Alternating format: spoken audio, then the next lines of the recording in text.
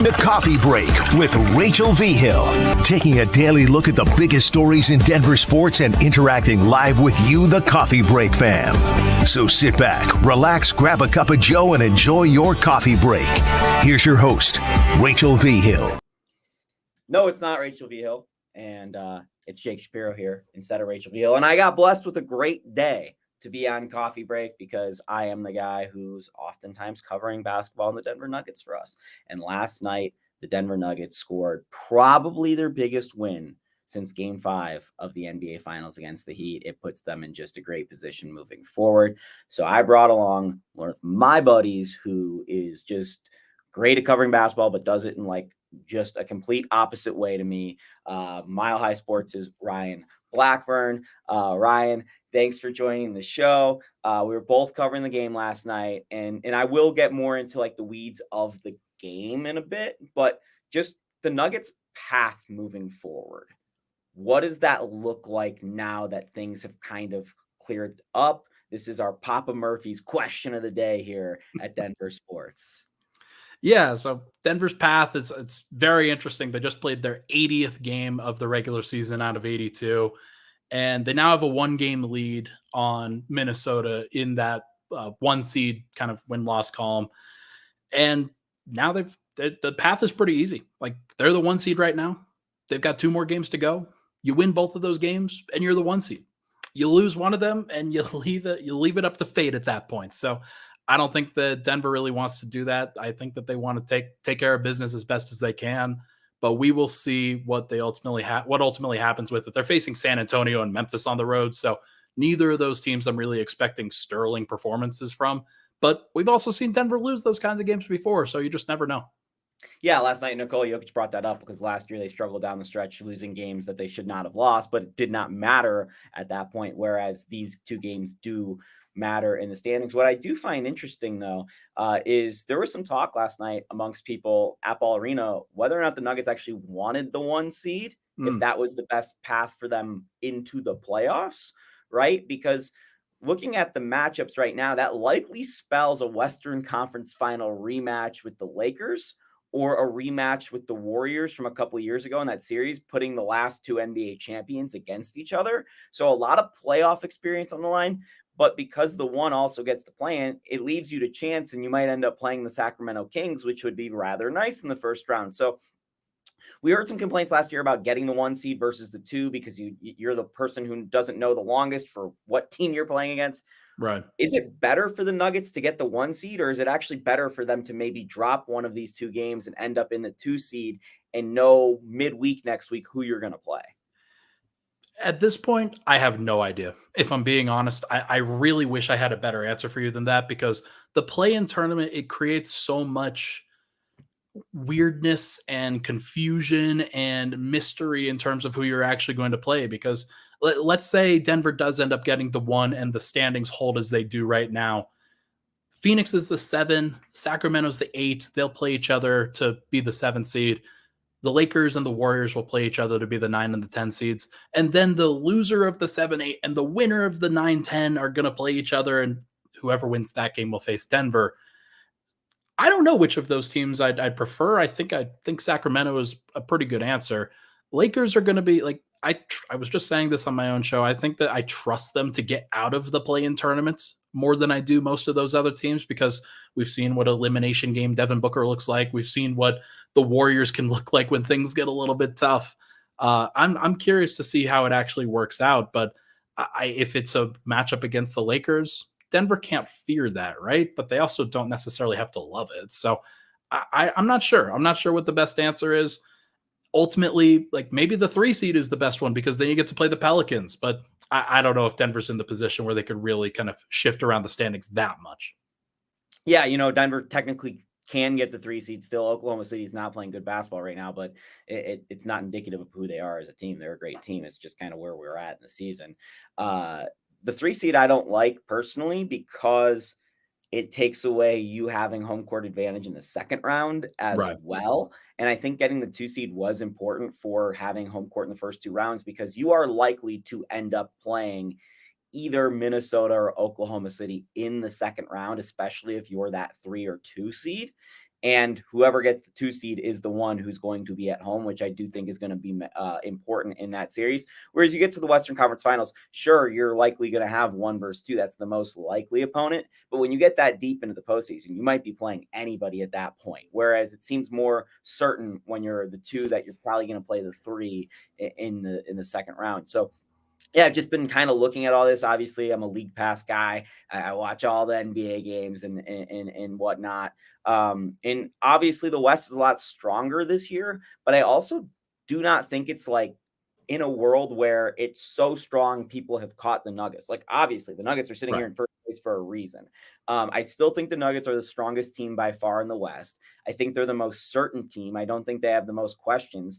Even with the Timberwolves, who we saw last night, like, they have things figured out, but it's going to be a question of how Karl Anthony Towns reintegrates into that lineup into the playoffs. And I think that's going to be hard. Like, it's hard to just put a star back onto the floor. The Nuggets got blessed that Jamal Murray came back 5 games before the end of the playoffs, right? So that they Right. could integrate him back. So just looking at the rest of the West, is Minnesota the toughest team that the Nuggets might face before the NBA Finals? I think so. I think I still respect Minnesota and what they do on a consistent basis. Keep in mind, they were also on the second night of a back to back last night, and they traveled to altitude. So I wonder if fatigue really hit them pretty hard. Anthony Edwards scored 0 points once again, actually, in the fourth quarter of a game against the Nuggets. I thought that was interesting. But yeah, Edwards, when he is on, I think that Denver doesn't really have a great answer for him, especially within their starting lineup. KCP really struggle with that individual matchup. And then Aaron Gordon, who would be Denver's second option in that case, is probably not quick enough and probably doesn't get out onto the perimeter enough to really contest some of those jumpers. So I'm curious what that matchup would ultimately break down to. And I think their defense is obviously tremendous. So even if Karl Anthony Towns doesn't do anything crazy when he comes back, he doesn't have to be crazy in a series against the Nuggets. He just has to try to take advantage of their bench, which when you play him and Naz Reid and Rudy Gobert next against Denver's bench, where Aaron Gordon is the biggest player on Denver's second unit, that's at least pretty meaningful to me. So I'd be curious about that. Phoenix is still a pretty tough one, although I can't figure them out. OKC, they're going to be dangerous for sure. The Clippers and the Mavericks, they're locked into the 4-5. If you feel any queasy about them, then maybe that's another reason to get out of the 1 seed, by the way, like because you're going to face one of them in the second round. I don't necessarily feel that way, though. I think that Denver can figure out situations and matchups against those teams. The Timberwolves is the one where I'm not sure if they have a guy to stop Anthony Edwards specifically, and Jaden McDaniels, Nickeil Alexander-Walker, Rudy Gobert, like they've got a great defensive group. Looking at last night, McDaniels just took that matchup with Murray very personally, and they seem to have something going. Like every time they play, it seems to be pretty active between the two. McDaniels got some And attitude, man. McDaniels he's got some stuff to him. Immediately in that game, like Aaron Gordon got dunked on one of the first or second possessions of the game, like by Naz Reid in transition. Jaden McDaniels immediately points right at him, like, hey, like this, the score is 5-2. Like just trying to start something. So I'm curious about that guy. yeah, and then the other thing you're talking about right now is Edwards and KCP kind of being too small and or Aaron being too slow. Like it's a really weird matchup for the Nuggets because the whole point of them getting KCP was we have a point of attack defender. And the whole point of Right. getting Aaron was this versatile power forward who can guard wings. Well, Edwards is kind of caught between a wing and a guard. Like, I'm never sure what Edwards actually is. And it's not like Luka, where it's the same conversation, but Luka's a little bit slower. Edwards is one of the most explosive players in the league. I actually think Christian Brown is the best defender for Edwards. And I think Michael Malone Mm. might think that as well. And that's the reason why we saw CB close last night. And he played fantastic in that ball game. The one thing I thought that was really interesting, and Christian's played really, really well here as of late. The Nuggets were able to close with Christian because he was good enough on offense. He did enough things on offense where he was spacing the floor. Oftentimes, when CB and Peyton get into games, things can get really clogged up for the Nuggets with Jamal and Nikola, where they're not really able to operate the thing that they do so well. And they were really good at that last night down the stretch against the best defense in the NBA. Yeah, it's not necessarily something you expect either. Like that's found money in a lot of cases for like the Denver starting lineup when they're out there is going to find ways to score, but you never know what exactly is going to transpire with Christian Brown and Peyton Watson out there. Now, having Murray, Porter, and Jokic out there as well gives them about as maximum of spacing and playmaking and creation as they could possibly get in those situations. And that was great to see. But Peyton Watson, 4 assists last night. Christian Brown attacking the rim and doing so with confidence. That was really cool to see. And you get those guys playing at that level. It allows Denver to be more athletic, to be more flexible, to switch a little bit more with that group. And it's just very interesting to watch. I mean, Peyton Watson, 6 blocks. He had to stay on the floor. There's no doubt in my mind. And then Christian Brown, to your point, like KCP was kind of getting cooked. And Christian, like, I don't know if it was necessarily like, because I don't think Edwards tested him that much in the fourth quarter. It looked like every time I looked up, Edwards was in the right corner, just like hanging out.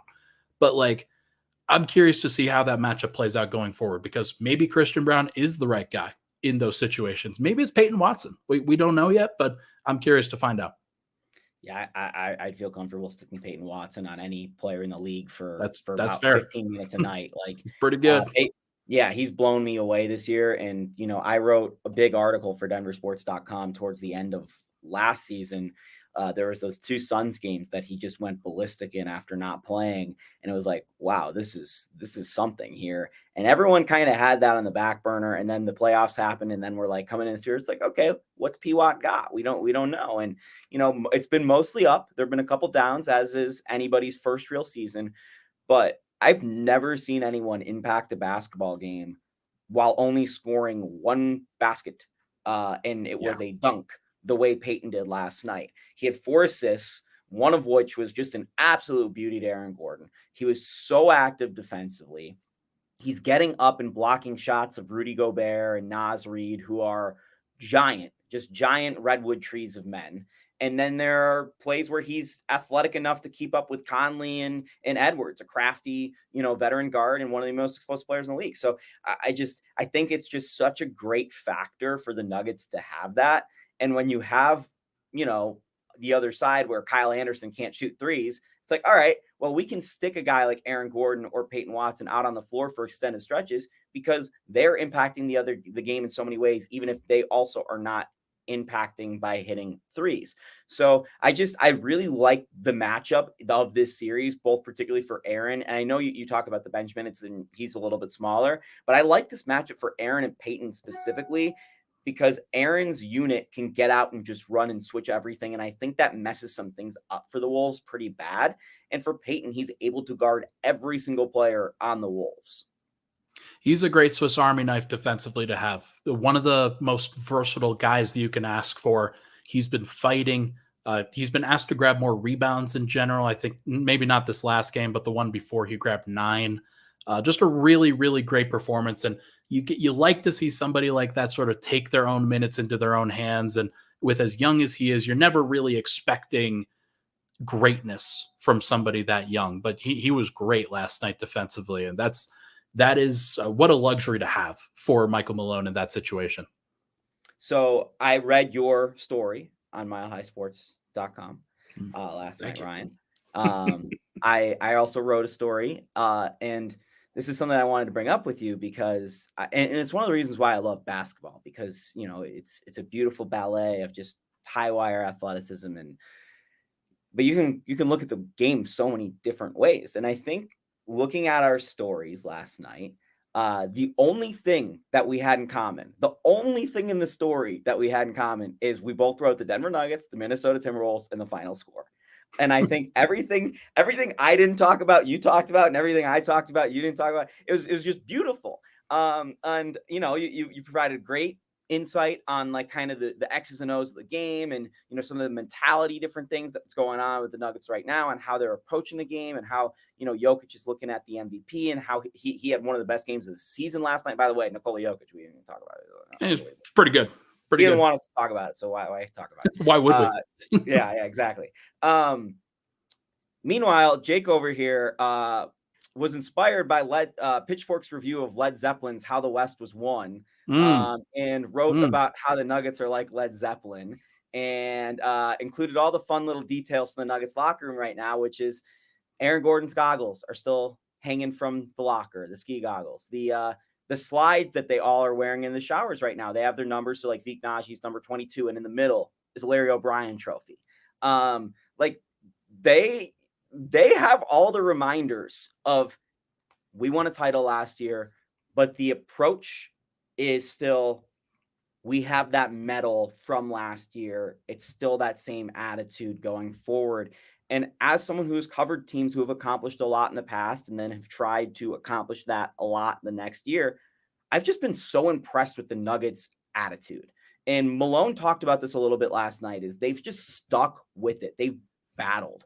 They haven't let go of the rope. And, you know, we had people on our station here at 104.3, Ryan, talking about how I wouldn't be surprised if the Nuggets repeat, but they were like the Rockets repeat year where the record got like 10 games worse, and then they went into the playoffs as an 8 seed, and then they just turned it on.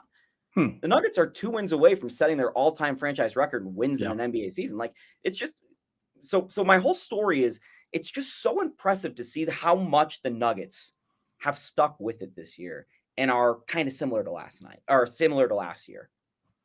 They are similar to last year, just in some of the ways that they approach it. I remember thinking about it last night. The run that they had with Christian Brown going on the dunks, the dunk spree, and then Peyton Watson getting the block and the run out in transition. That to me was the most reminiscent moments of last year from the entire season, because so often what Denver did last year, especially in big moments, was they would throw these haymakers. They'd throw these absolute punches that knocked out the opposition, even like when they thought they had a chance, when they thought they had a run in them, when they thought they could hang around. Denver would throw this massive punch out of left field, and they would completely crumble. And that was where I really wanted to latch on to last night. That was one of the things that I hadn't really seen much of from this year, despite the fact that they were more steady. They've been more steady this year. They've been more consistent, but it's been like, okay, Jokic has been great. The starters have been great. Bench is like up and down, yada, yada, yada. Very similar to last year in that regard. This is the level of championship engagement and actual level of championship discipline that like only teams like the Nuggets can really achieve. And like, it's very Warriors-esque with the way that they can go on these crazy runs and really change the momentum of a game. And if Denver can tap into that consistently, I think that they are on that right track. Like you said, I'm very curious, and just hearing your perspective on it. The actual tidbits from the locker room are so interesting to me, because I don't go into the locker room as much as consistently, just because like you have to, you got a job to do. Everybody's got their own different position that they're filling within the locker room and within the media contingent. But I like the little tidbits that you get to share from, hey, Aaron Gordon's goggles. Like that's pretty cool. That's pretty interesting.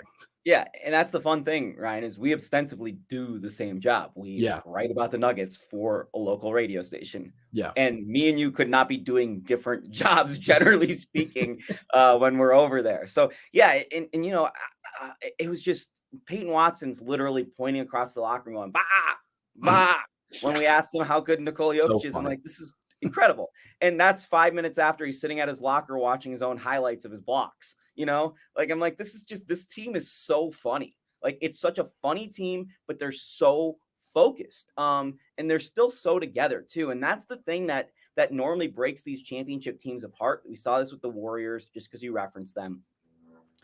It's the disease of me. Everybody wants more after they win a championship. I think somehow, you know, and granted, Jeff left, Bruce left because they wanted literally more money and more time on the court and a bunch of other things. Right. But you look at who's still here, and like particularly MPJ, because he gets talked about as the me guy most often. I think more people on this team this year have doubled down on being good teammates than they were last year. And that's one of the reasons why they've been so steady. I've been just so impressed of Michael Porter Jr., the teammate, and the all-around player. Peyton Watson, the all-around player. Christian Brown, the all-around player this year.